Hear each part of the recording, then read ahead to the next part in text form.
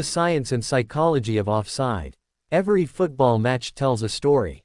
Goals, saves, tackles, cheers, they're all part of the spectacle.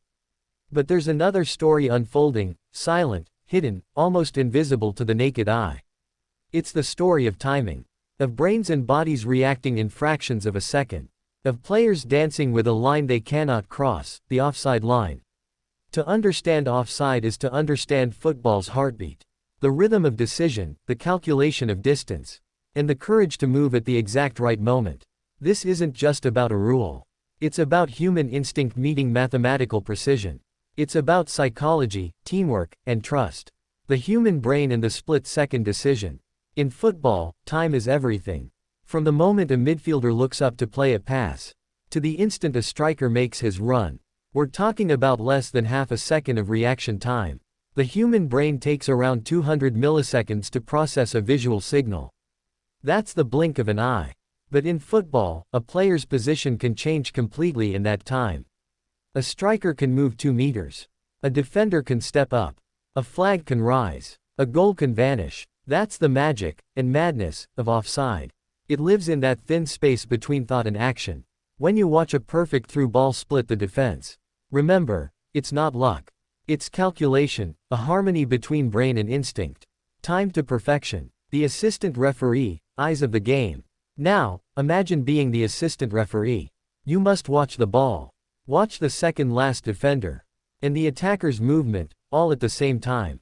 Your brain must synchronize 3 moving targets. And make a decision in less than a second. Studies show that assistant referees have an accuracy of about 90%. That's incredible, given the speed of modern football. But human error still happens. Because even the sharpest eyes can't process everything instantly. That's why the offside rule is so fascinating. It's not just about the player's position. It's about perception, anticipation, and trusting your instincts. One wrong glance, one delayed whistle, and history can change forever. The tactical game, playing the line. Forwards and defenders are locked in a silent duel. A chess match played in motion. Every second, defenders step forward to push the offside line higher, while strikers wait to break it. It's a game of cat and mouse. Who reads the other first? Defenders use what's known as the offside trap. At the perfect moment, the defensive line steps forward in unison, leaving the attacker stranded in no man's land. It looks simple, but it's one of the riskiest tactics in football. If even one defender moves late, or one attacker times his run perfectly, it's over. A single mistake, and the goal stands. That's why communication is everything. The backline must breathe as one. The great teams, Milan under Sacchi, Arsenal's back 4 under George Graham, and even Barcelona under Pep Guardiola, used the offside trap like an art form. It wasn't just defense, it was choreography. The timing of the run, the striker's instinct. Now, look at the striker. He stands on the shoulder of the last defender, waiting, watching, timing his run. It's a mental battle as much as a physical one. Go too early, the flag ruins the move. Go too late, the chance is gone. The striker must read the passer's body language, sense the weight of the ball before it's even kicked. That's why the greatest forwards, Filippo Inzaghi, Thierry Henry, Karim Benzema, and Kylian Mbappé, all mastered the invisible art of playing on the edge. They don't just react, they predict. They anticipate when the ball will be released, and where the defenders will move. It's not just about running fast, it's about thinking faster. Inzaghi once said, "Greater than, people say I'm born offside. They're wrong. I'm born ready." The science of space, geometry of football. Every football pitch is a map of geometry. Lines, angles, distances, everything matters. The offside line moves with the second last defender, creating a constantly shifting boundary. When midfielders look for a through ball, they calculate not just where the striker is, but where he will be in 1 second. That's predictive passing, a combination of vision and science. It's why players like Xavi, Pirlo, and De Bruyne are considered geniuses. They see beyond the moment. They visualize space that doesn't exist yet, and they play into it with surgical precision. This is the hidden language of football. A language written not in words, but in movement, timing, and trust. The psychological war, fear, pressure, and composure. The offside rule doesn't just test skill, it tests nerves. Strikers feel pressure to time every move perfectly. One mistake and the entire stadium groans. Defenders feel fear of mistiming their step. Fear of leaving space behind. It's mental warfare. Coaches often train players not just physically, but psychologically, to remain calm under intense pressure. The best teams know that panic leads to mistakes, and hesitation leads to defeat. That's why top defenders like Virgil van Dijk or Chiellini look so composed. They don't just defend space, they control emotions. Their calmness keeps the offside line steady. Their focus turns chaos into order. Football, at its highest level, is 70% mental. And nowhere is that more visible than in the offside rule. Training the offside trap, team synchronization. In professional football, offside drills are a science. Every morning, defenders practice stepping forward together, coordinated like soldiers in formation. One call, one shout, and the line moves. Every player must trust the other completely. That's where communication becomes oxygen.